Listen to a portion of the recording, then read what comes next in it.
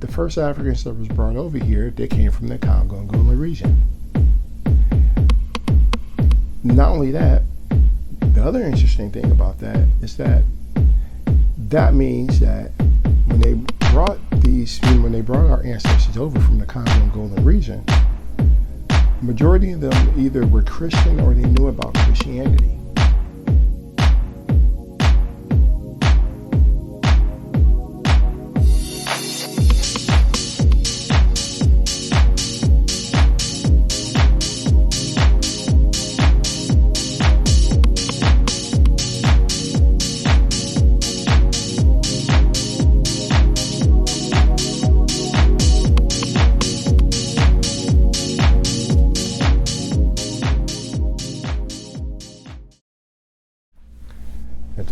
Peace and blessings. This is Derric Rau Khu, and I want to go ahead and continue the conversation we were having last week about somehow they're not telling us the whole story about what's going on with Hoodoo.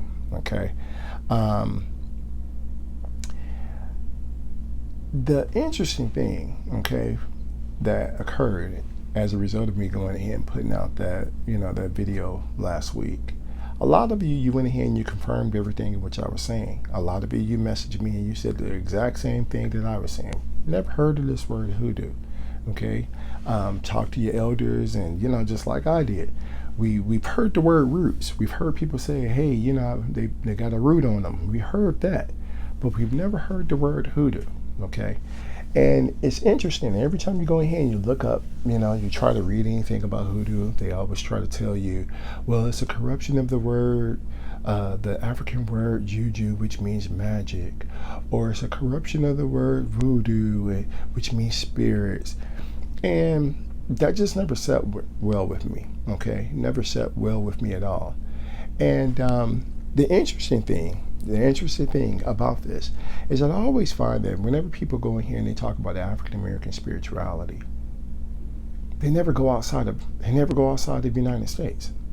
Okay, I mean, for the most part, every time they go in here and they do all this research, it's all within the United States, and they always basically go in here and they base everything off the Bible. They never venture outward. They never venture and do like a cross-cultural comparison with other cultures that have similar practices, similar beliefs. They never do any of that. They never actually go to Africa and actually investigate and research and learn about the traditional religions over there. They never do any of that. For the most part, it's just basically all done on theory. Okay, and again, I find it interesting, especially considering the fact that when before the beginning of the slave trade, before the slave trade even began, okay, when the Portuguese went ahead and they landed in Africa, the first people they encountered were Kongo-Angolan people. Okay, after establishing trade, so forth and so on, they go ahead and they convert to Christianity. Okay, the king of the Congo Kingdom declared Christianity to be the official religion of the land. Okay, now that's interesting because what that means is, when they started the slave trade, the first Africans that was brought over here, they came from the Kongo-Angolan region. Not only that, the other interesting thing about that is that means that when they brought our ancestors over from the Kongo-Angolan region, majority of them either were Christian or they knew about Christianity. Okay, so they were either Christian or they were familiar with the Christian faith. Okay, now I find that interesting. I find that also very interesting because there's a legend that I came across. I heard some people who were, practitioners of the Palo tradition and Palo religion in Cuba. And like I said, and I'm saying a legend only because I don't have the resources or anything. And this was basically kind of like, hearsay kind of deal. So Any of my Apollo family who is, any of the Paleros are out there, Paleros and Paleros are out there, and you're listening to this and you got some information on this and you feel like, you want to share, please do, okay? But what I found to be interesting, there's a legend that, according to legend, they were saying that when the Congo kingdom, when the king of the Congo, when he declared Christianity to be the official religion of the land, there were some people who was like, we're not converting over. We're not converting to Christianity. And because they were in opposition towards the king basically was like, basically kind of like gave the go-ahead for them to be, abducted, kidnapped and everything and shipped to the Americas, okay? That's how you get rid of your enemies. You get rid of them without killing them or so, you get rid of them. And so there's a legend about that. And as a result, these people who were shipped to the Americas, here you go. Some of them landed, quite a few of them landed in Cuba, quite a few of them landed in, Puerto Rico, Brazil, and North America, okay? So, again, there's a legend about this. Now, the interesting thing about this is that there's a sect of Palo that is called Palo Udia, okay? And it translates to Jewish Palo, okay? And according to, if I remember correctly, translates to Jewish Palo, and basically it's not a reference to the fact that they are Jewish or Christian or any of that. They're referring to it, or they're calling their practice Palo Udia, okay? Mainly because it is a form of it is basically their Congo religion with no Christian influence, okay? So there's no Christian icons or any of that. And this is basically because they were staunchly opposed to Christianity, okay?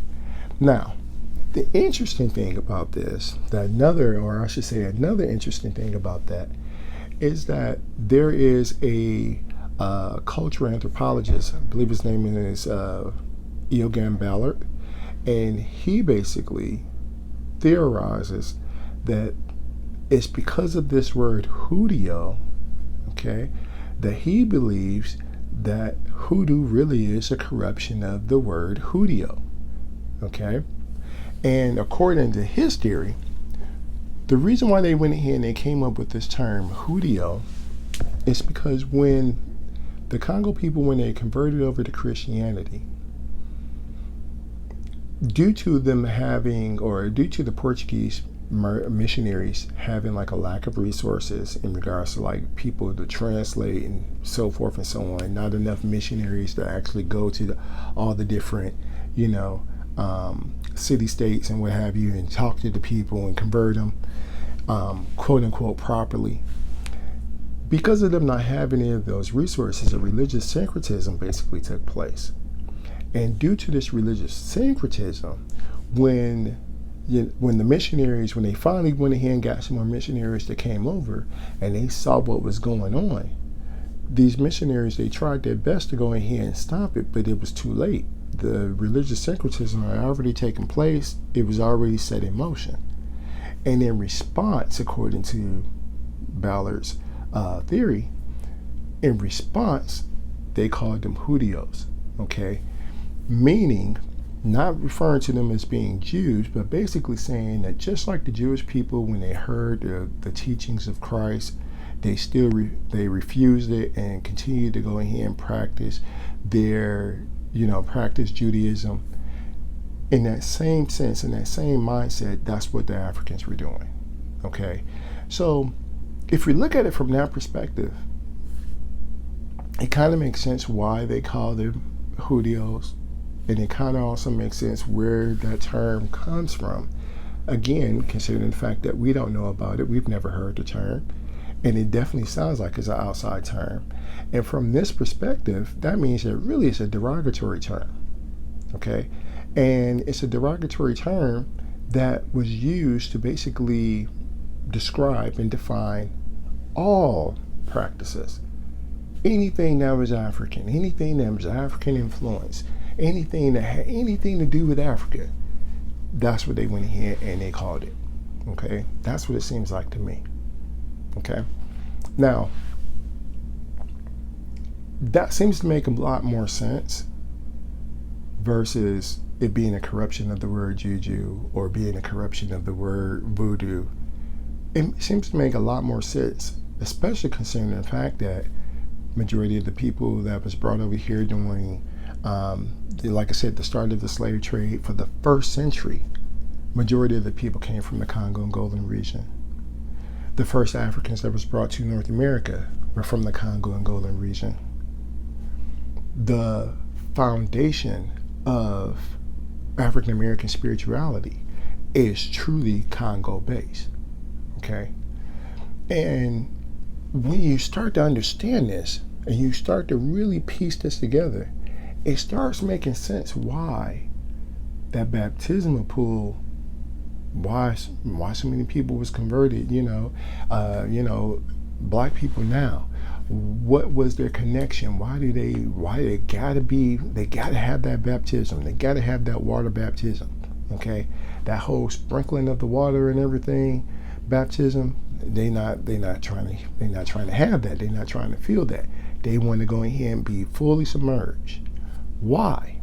Well, when you look at it from this perspective and you kind of understand that it is a Congo influence, or this is Congo influence, then it means that, there's Simbi spirits inside that baptismal pool.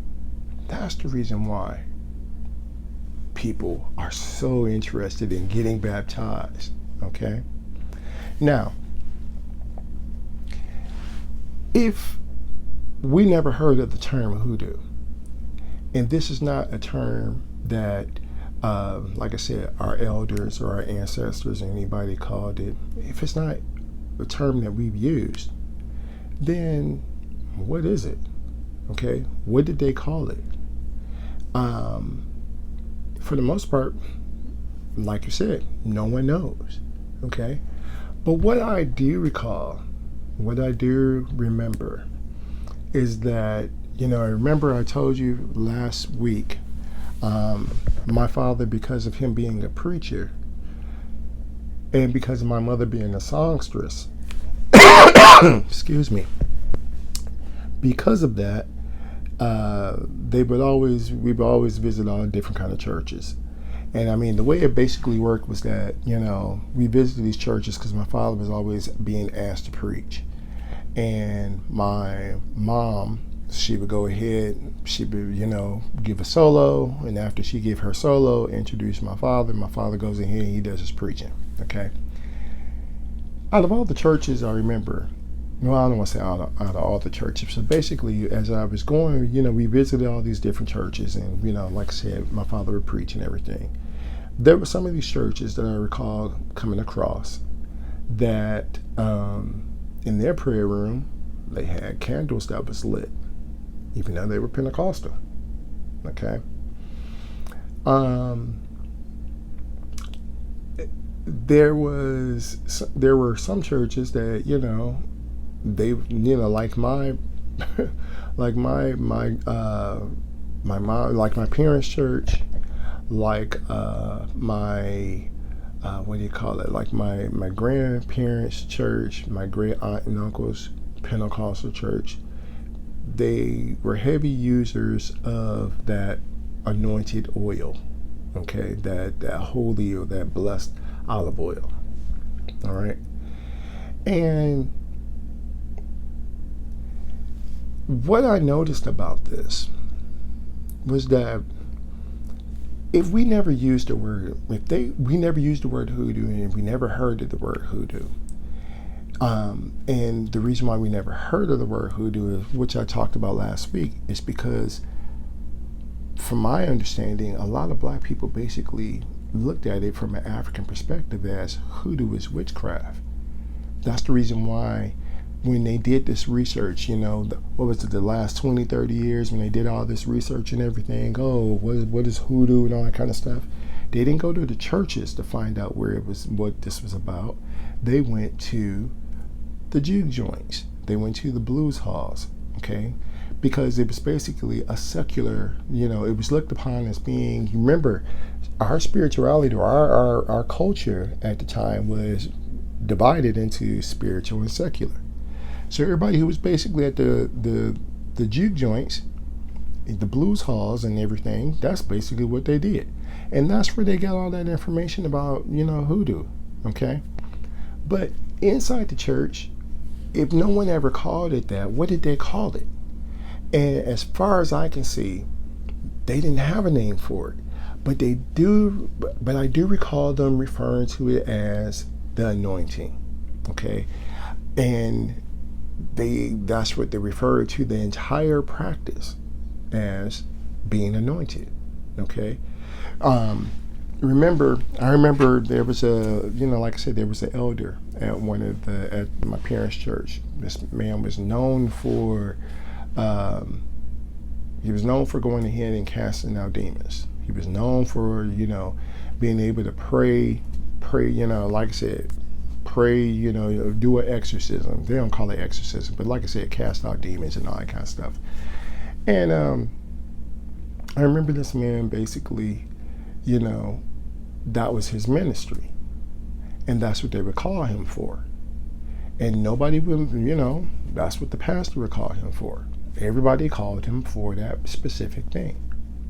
Okay? And there was other people like that within the church. They would go ahead and they would call them. There was this one sister, I remember, this one mother, okay? That's what they, like I said, they would call her because, hey, she knew how to get she can get her prayers answered. So they didn't call it hoodoo or anything, but they do refer to it as being an anointing.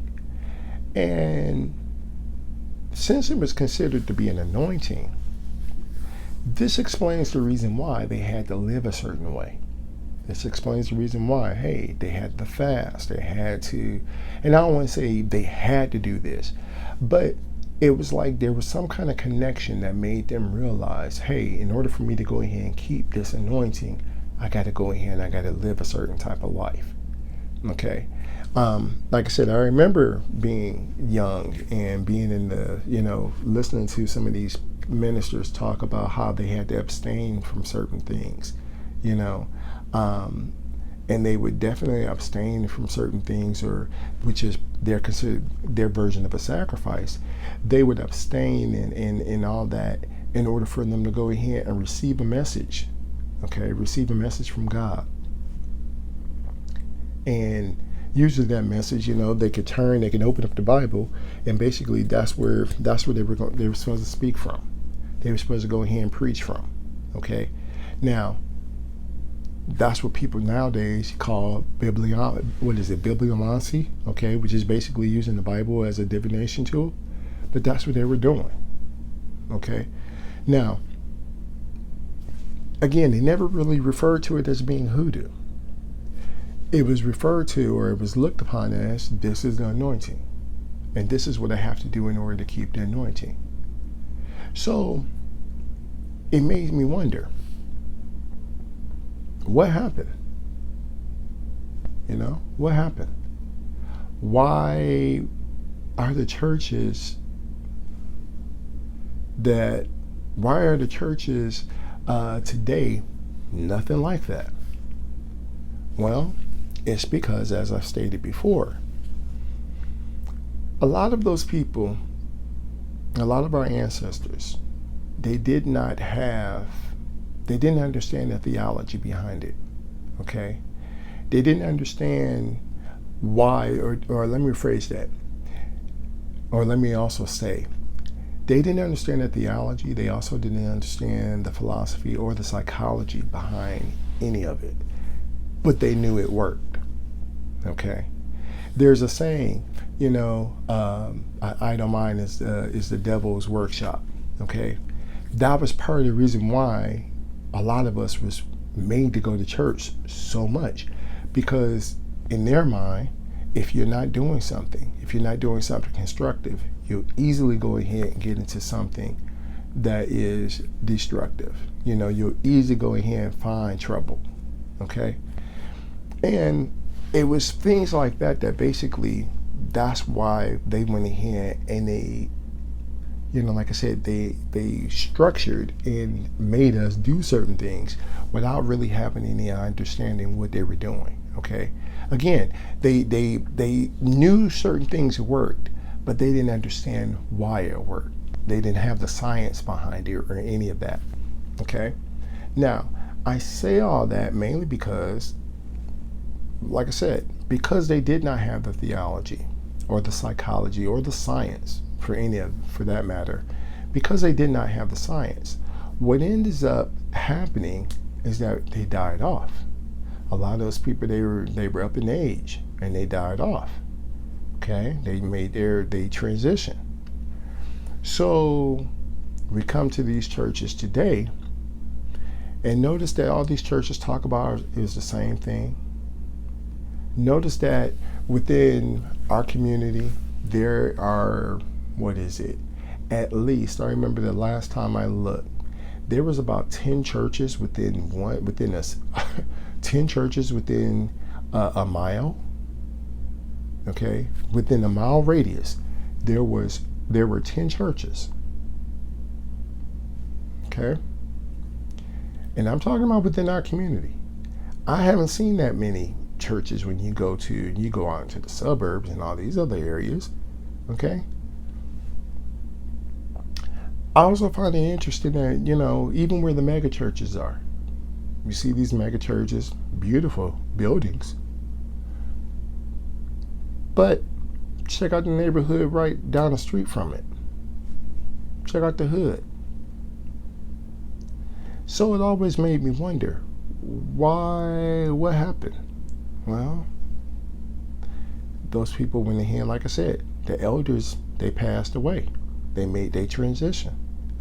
And they didn't really, because they didn't have the theology or the science behind what they were doing, they weren't able to go ahead and, transfer it to the next generation. So as a result, what ends up happening is, what happened. The churches basically became what they are. Here they are talking about prosperity, and here they are talking about all this other nonsense that has nothing to do or has nothing to do with us as a people. It doesn't pertain to us. It has nothing to do with us spiritually. It is not going ahead and helping us or building us up. We all left the church for the same reason. We didn't leave the church because it wasn't making sense. That's not the reason why we left the church. We knew by there was a time within our life where we realized, that don't make sense. That's not logical. Okay, but hey, I can ignore it and keep going. All right. Really? Noah went ahead and he put all those animals in there? That don't make sense. Okay. we already got to that part. We already knew some of this is not making sense. But that's not the reason why we left. We left because they didn't have any more spiritual empowerment. That's the reason why we left. Okay? And that's the reason why a lot of us end up coming here to Kemetic Spirituality.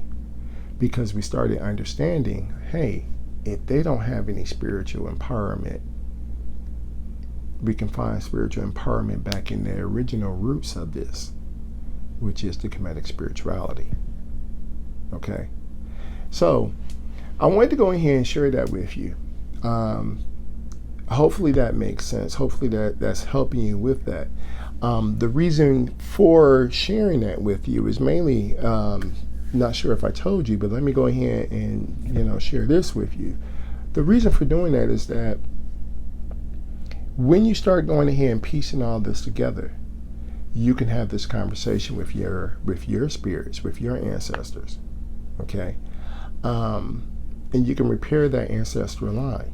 Okay, I've mentioned this before, and this is because some of us, we are coming into the Kemetic tradition. We're coming into this Kemetic spirituality, and some of us, we have to have a rapport. We have to establish a rapport with the spirits that we're working with. Okay, but there's a lot of our ancestors there's a lot of our biological ancestors, especially, they have to be elevated. Okay, they have to be elevated, and this is the whole point of doing this. Okay, as I had mentioned earlier, there was Pentecostal churches that also lit candles and all that, and this was basically because of spiritualism. Okay, spiritualism was real big in Memphis, and thanks, sis, for going ahead and telling me, for reminding me about that Memphis Hoodoo. He did leave did do a nice little chapter about that, so thanks. But yeah, that it was because of spiritualism, and spiritualism basically ends up getting absorbed into the whole Pentecostal thing. Okay, so again, sharing this with you because I know, like I said, this is going to help you. It's going to help you in regards to establishing that rapport with your ancestors, establishing that rapport with your spirits, because there's a lot of them that are in kind of like that gray area, in regards to, like, do we go to heaven? Do we go to hell? What are we supposed to do? They're in that confused purgatory state, and this will help. Okay, this will help. This will help alleviate some of that. And you'll know when it helps because you'll also feel that cloud kind of leave. Okay, because I know a lot of us, from looking at your messages and everything, a lot of us, we're in that cloud. We're doing Kemetic spirituality, but it's because we're trying to get some clarity. We're trying to go ahead and clarify some things. Okay, so like I said, just wanted to go ahead and want to share that with you. And again, you want to keep this conversation going, please, respond in the comment section. Share with me, share what your thoughts are. If you got some resources or so, share those resources so we can all go in here and we can learn about this. And like I said, we can elevate ourselves and elevate our spirits or so. If you got any comments, questions, or suggestions, feel free to drop me a line. Again, thanks for liking, sharing, and subscribing. Until next time, heads poo. Thanks all.